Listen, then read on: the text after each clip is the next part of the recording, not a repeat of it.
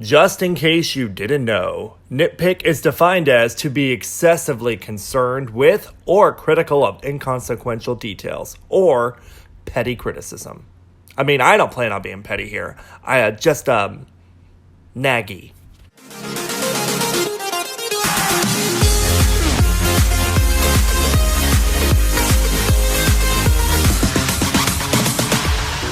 Hey friends, at the beginning of the year, I did a little video on my pet peeves in K-pop.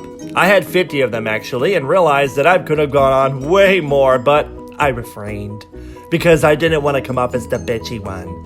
It's been about 7 months and it's time for me to start nagging again and touch on some of my nitpicks in K-pop. Slightly different from pet peeves in some aspects, but some of these are just me pointing out flaws. I do love poking holes in things, and so let's get started on me pulling out that knife to begin stabbing away to find the problems. I mean, me having a knife can be considered a problem too, because who would trust me with one of those? There I go with my tangents again. But let's be real, K-pop at times can make you very, stabby? Okay, anyways, starting now. I never really understood why Mnet would have an award show called MAMA, standing for Mnet Asian Music Awards. And so, if it's Asia, then why is it pretty much only K-pop and Korean artists? Where's J-pop and C-pop? The title is a little deceiving if you ask me.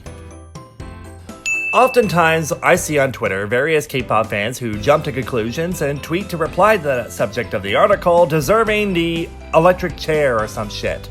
But what I want to point out is that oftentimes they have a fan cam of their bias to couple it.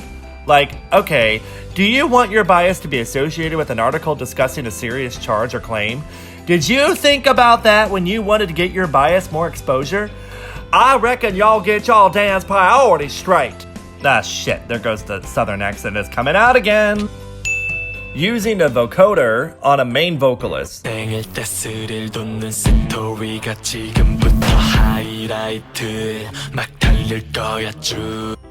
would you do that to poor Hyung? His amazing yet sweet, sexy voice doesn't deserve that. Saying a year in a song. 2011. I don't know why this bothers me so much, but do they realize it prevents the song from being timeless, right? Or at least in my opinion, it does. Because you automatically pin it to a specific year and prevent the listener from feeling like it could have been done from any decade. Just my 2 cents. But actually, this week on my YouTube community post, I asked you all to give me what you think my nitpick was in regards to this G-Dragon gif. And to my surprise, someone guessed it. It was because G-Dragon said in the BigBang's Tonight music video in 2011. Like a movie, Siriu guessed it correctly. Congratulations, you win a video request by me of your choice. A reasonable one, please. Comment below and we can discuss. I'm just impressed that someone else got that though. It just goes to show that great minds do think alike. As more, you were the second person to get it right and guess that answer by itself, which is also really impressive. While you may not be the winner, still give your video request and let's just say, I might be listening. Having a phrase, song title, or main part of the song in general be an English word and it not even be pronounced or used properly. There's honestly way too many examples with this one, but come on, they're clearly not even saying rookie.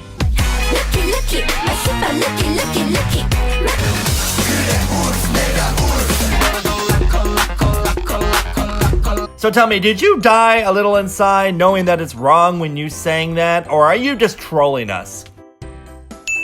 Calling yourself trash to indicate you're a true K-pop fan. Excuse me, who came up with that? Couldn't you have called yourself something classier? Come on, at the very least you could at least say you're rubbish instead. Darling, I'm K-pop rubbish. It just sounds more charming to the ears if you ask me. Having a numbered group name that contradicts the amount of members. Well, on this channel, I've bitched quite enough about having group names that describe the amount of members and then automatically get dated if one of the members happens to leave.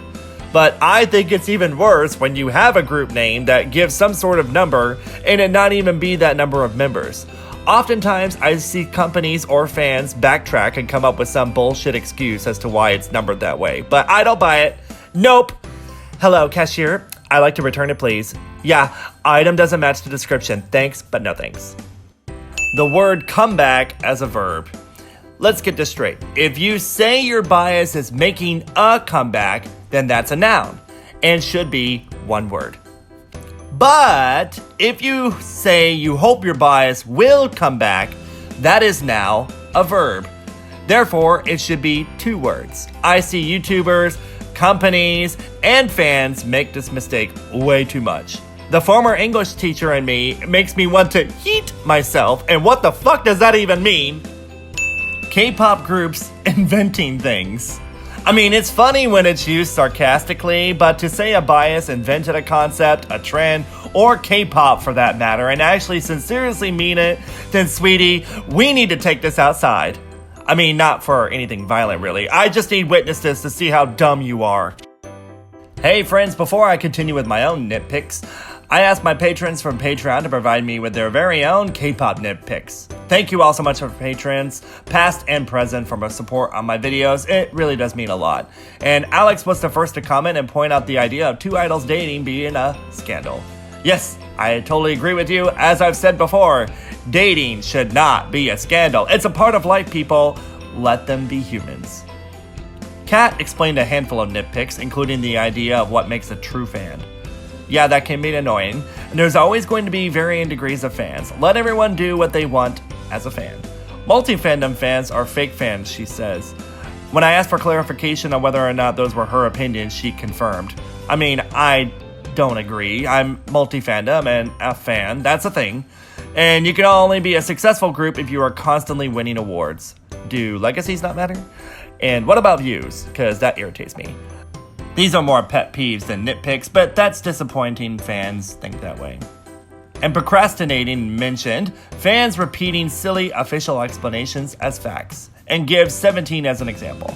Kind of like what I mentioned earlier, I do find it quite annoying that these explanations come out after debut to justify things with some lame excuse. Again, I don't buy it. LOL.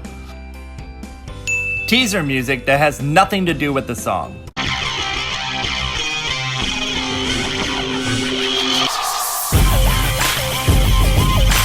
Nine years later, I can assure you this doesn't sound anything like Run Devil Run. What song is this? Justice for this song! Groups who are not popular that take long hiatuses. Don't give me the excuse that it's because of financial reasons, because if you are going to spend the money to debut a group, then a long hiatus is going to make things worse. K-pop is a ruthless industry, and new fans aren't going to wait around for a Nugu rookie group to come back. Especially when there's like 4 comebacks within a day practically these days. We have our own beds, and it's best to make sure your new group doesn't turn into one for people to sleep on. That's not what they trained for. Look at Beast in 2010. They set a record for the most music show appearances and promoted more than 5 songs that year. Look at Infinite in 2011. They had 5 comebacks. That constant promotion is expensive, but the hard work paid off. They set a legacy as groups who helped make the companies what they became. They helped define and round out the tail end of second-gen K-pop. Having a group name or stage name that clearly shows you consulted no one for opinions. Really? Your name is Lusty? You sinful naughty girl. Wow. And your debut song is called Thirsty? Stop it! You're making this too easy! The jokes just write themselves! Groups who debut and then go on tour. And in some cases, they don't even technically debut, they just go on a world tour. Like, what? I don't understand the logic behind that. Don't you want to build a fan base and discography before you set out to take over the world? I'm looking at you, Day6 and Card. What was DSP and JYP thinking? Luckily, they're doing well now, but I think things would have been much better and more profitable had they done what I just said first before embarking on a tour. That's just weird. Inconsistent use of period symbols. When you use period symbols, it's meant to say each letter individually. I see way too many K-pop idols and group names with them using period symbols but meant to be said as a single word, while names with no period symbols are meant to be said individually. Like, really? Why would you do that? Stop confusing us. I'm crying in Korean over here. Main vocal versus lead vocal. Do K-pop fans really know what this means? Are they really that different? Because groups' line distribution begs to differ on the job descriptions of the main vocalist and lead vocalist. And I, for one, think it's a crock of shit. Because oftentimes you find songs and choruses sung by different members and then comebacks with different uses of various members. Like, for example, Unha, my dear, you did a wonderful job as main vocalist in Sunrise, but that is Yuju's job. Your job is lead vocalist, so please go back to your cubicle and you'll be hearing from HR at 5 o'clock. Alright, I'm probably gonna get a lot of shit for this, but I'm just gonna come out and say it. I never really thought E'Dawn's part in Pentagon's Like This fit with the rest of the song.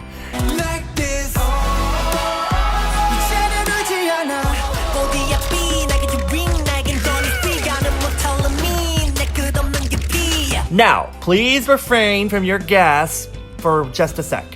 Like, I have done a video on songs that did not need a rap that 90% of K-pop fans from a vote I did on my channel told me to do that video on.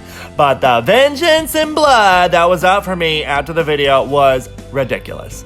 K-pop fans telling me to go die, leave K-pop because I don't belong, I'm basic, because the songs I mentioned needed raps because otherwise they'd be basic and boring. Like, okay, rude. The other members did their best too. Anyways, I can go on, but I had to delete that video because it needs to be redone in a voiceover style, honestly, and at the time it ended up becoming my worst rated video. Yeah, K-pop fans are sensitive. Wow, okay, I got really off topic on this. Anyways, so yeah, Pentagon's E'Dawn and Like This. His 20-second appearance, if that, sounds like a completely different song and clashes with the mood the song gives. Just my little nitpick, but I think he could have executed his rap in a much better tone and style. Just my opinion, because that's rare in K-pop.